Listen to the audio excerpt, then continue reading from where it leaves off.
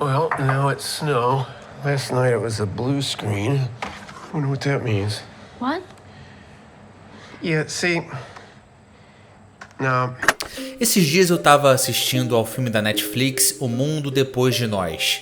Um filme com premissa pré-apocalíptica que fala e não diz nada. E logo no começo desse filme tem uma cena que a câmera entra no carro e faz um giro sem cortes entre os personagens. E aí, pra quem assistiu Filhos da Esperança e viu essa cena, eu tenho certeza que se lembrou de uma das cenas mais épicas de carro do cinema e que muito provavelmente inspirou o diretor do filme da Netflix na criação da cena que eu citei. Só que enquanto nesse filme a técnica é extremamente gratuita e por puro ego do diretor, em Filhos da Esperança é uma aula de filmagem do Afonso Cuarón.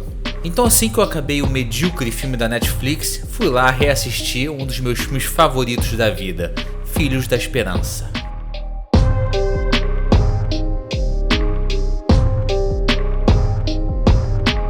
Pessoal, esse filme aqui está disponível no Amazon Prime Video e na Apple TV Plus, mas o problema é que você precisa alugar. No serviço da Amazon ele tá no valor de R$ 6,90, enquanto na Apple tá saindo a R$ 9,90. E cara, vale muito a pena, pode confiar. Se eu pudesse eu te devolvia o dinheiro, se você não gostasse. A maior parte desse vídeo aqui vai ser sem spoiler e depois eu quero citar só uma cena lá no finalzinho do vídeo que vai ter spoiler, mas eu aviso antes, pode ficar tranquilo.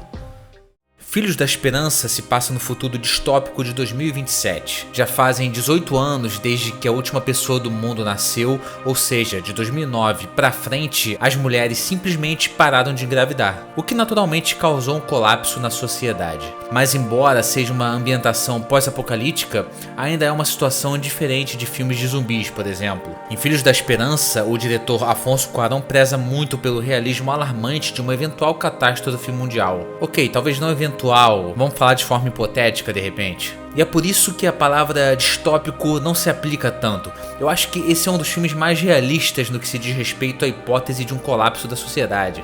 O personagem Theo, interpretado pelo Clive Owen, se depara com a notícia de que a pessoa mais jovem do mundo acaba de morrer aos 18 anos. He struggled all his life with the celebrity status thrust upon him as the world's youngest person. Uma notícia que acaba inflamando ainda mais a percepção de que algum dia não tão distante o mundo vai ficar vazio. O filme deixa claro que Theo e a Julian, personagem vivida pela Julianne Moore, tiveram um relacionamento no passado, um relacionamento que não resistiu à perda do filho deles e acabaram se distanciando durante a opressão daquele mundo pessimista. Mas um dia a Julian entra em contato com o Theo para poder recrutar ele para uma missão muito importante: buscar uns documentos para transportar e proteger a última esperança do planeta, uma mulher jovem e milagrosamente grávida, a primeira em quase 20 anos. Se esse enredo te fez lembrar de histórias como The Last of Us, não vai ser absurdo dizer que o Neil Druckmann se inspirou no romance da Phyllis Dorothy James, lançado lá em 1992. Afinal, no jogo a gente também acompanha um pai amargurado que perdeu sua filha e recebe a missão de transportar e proteger uma jovem imune ao problema. É curioso como alguns pontos são abordados nesse filme. Primeiro, vale apontar que, embora eu tenha feito a relação da infertilidade com o colapso da sociedade, uma coisa não causou a outra diretamente. Não fica tão evidente por uma questão de foco narrativo, mas a destruição do mundo nesse contexto vem de guerras, ataques terroristas e questões ambientais, além, é claro, da cereja do bolo e principal contexto narrativo do filme, a infertilidade. É importante sublinhar isso porque o filme não aborda só esse pretexto, mas uma percepção até irônica do próprio Cuarón se diz muito sobre a intolerância com imigrantes, amplificada em abatimentos e até mesmo mantendo eles em jaulas no meio da rua. Acontece que a Inglaterra parece ser o único país que ainda mantém alguma coisa parecida com o governo, por mais não civilizado que seja. E eu considero mais um ponto a favor desse filme, que se passa nas ruas da Inglaterra e não em uma Nova York destruída, né? E uma forma brilhante do Cuarón abordar o pessimismo já acostumado dessa civilização é que a tal pessoa mais jovem do mundo é tratada como uma celebridade mundial. Todo mundo conhece o cara só porque ele foi a última pessoa a nascer. Esse é um detalhe importante para impactar ainda mais o que a gravidez da personagem Ki significa e simboliza. Filhos da Esperança é um filme verdadeiramente excepcional, não por fugir de clichês, até porque ele não faz isso. É um filme pós-apocalíptico, tem sujeira nas ruas, tem cinza, tem militares constantemente nas ruas, tem falsos profetas gritando, tem propaganda de governo e tem pessimismo, além de melancolia e opressão. Mas o filme não é pesado, sabe? Não é o tipo de filme que te deixa pesado ou que te faz sair mais pessimista. Não tem nada disso assim. Até porque, entre tantos gêneros, Filhos da Esperança ainda é um excelente filme de ação. Agora, lembra da cena do carro que eu citei? Esse talvez seja o meu plano sequência preferido da vida. Plano sequência, rapidamente aqui explicando para quem não conhece, é aquele plano longo sem cortes de câmera. Você acompanha geralmente mudando de locação para locação, a câmera em movimento sem ter nenhum corte. A explicação mais básica é essa. E além desse, tem mais outros dois incríveis ao longo do filme também.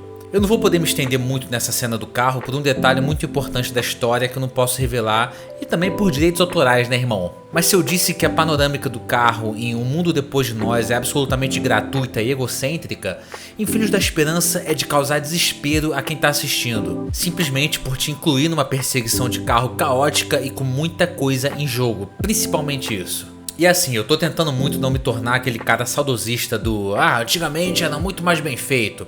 Mas cara, observa só essa cena agora. Olha a fluidez que tem nela pela ausência de cortes e por posicionamento do design de produção surreal desse filme. Uma cena assim, num filme desse ano de 2023, teria no mínimo uns 50 cortes rápidos, câmera toda tremida, você sabe né cara, mas eu, de novo, eu não quero ser esse cara. Mas sim, não se engane, Filhos da Esperança não é um filme mensagem e nem acredito que ele faça críticas sociais, pelo menos não com isso em foco. Talvez uma leve alfinetada no governo Bush da época da produção do filme quando surge a frase "o governo explode uma bomba sempre que tem um problema", mas não muito além disso. Mas ainda assim, o Cuarón adota uma abordagem religiosa que cabe perfeitamente ao enredo, e isso é saber adaptar um livro. Eu sempre achei o Scorsese mestre nessa questão, como por exemplo Ilha do Medo, que ele adiciona elementos visuais impossíveis de terem descrição em páginas de livro ali com palavras, que enriquecem a história e cria a definição perfeita do que é adaptar uma história literária. O Cuarón faz isso em Filhos da Esperança. Você pode achar que a personagem grávida tá vestida de hobbit, até lembra um pouco, mas pode ser uma clara alusão à Virgem Maria. Isso acontece até em postura corporal, por exemplo, quando tá revelada que ela tá grávida. Não se preocupe, isso não é spoiler ainda não, tá? Isso faz parte do enredo. Sem essa informação, acho que não teria tanto interesse. Ainda além do misticismo em volta do milagre, Filhos da Esperança é um filme extremamente violento, e essa violência não se reflete naquilo que eu falei de ser um excelente filme de ação, mas sim pelo realismo, tanto do realismo gráfico quanto do realismo contextual. É muito fácil você fazer uma relação com a situação da Ucrânia na guerra com a Rússia, por exemplo, e até mesmo da faixa de Gaza, quando você vê as cenas de guerra e terrorismo desse filme. Cara, é assustador. É assustador pensar que isso acontece. Mas como eu disse, não é o tipo de filme que tá obcecado em te traumatizar, não se preocupa com isso. A minha cena preferida de Filhos da Esperança é o plano de sequência do carro. É o tipo de plano de sequência que começa bem antes de você notar que ele tá rolando. Então começa a prestar atenção a partir desse momento aí que eu tô mostrando. Mas eu preciso pincelar uma outra cena que me deixa arrepiado toda vez que eu assisto. E agora eu vou precisar entrar em spoilers do filme, mas eu ainda acho que não é o tipo de spoiler que vai estragar a experiência de ninguém, não por uma questão de revelação, mas talvez sim tire o impacto de uma primeira visita. Mas a escolha é sua. Vamos lá então. Obviamente a personagem daqui é mantida em segredo pro resto do mundo. Só a gente, o Clive Owen e o resto da turma da Julianne Moore sabem da gravidez. Mas eventualmente, você sabe, o bebê nasce. E cara, essa cena do Clive Owen andando nos corredores com a Key e o bebê no colo é sensacional. A guerra tá estourando lá fora, mas todo mundo para olhar e deixar passar em paz. O pessimismo vira otimismo durante alguns minutos, se transforma em esperança. É uma cena linda e foi feita com todo o cuidado. A esperança cessando o fogo e o caos. Perfeito, cara.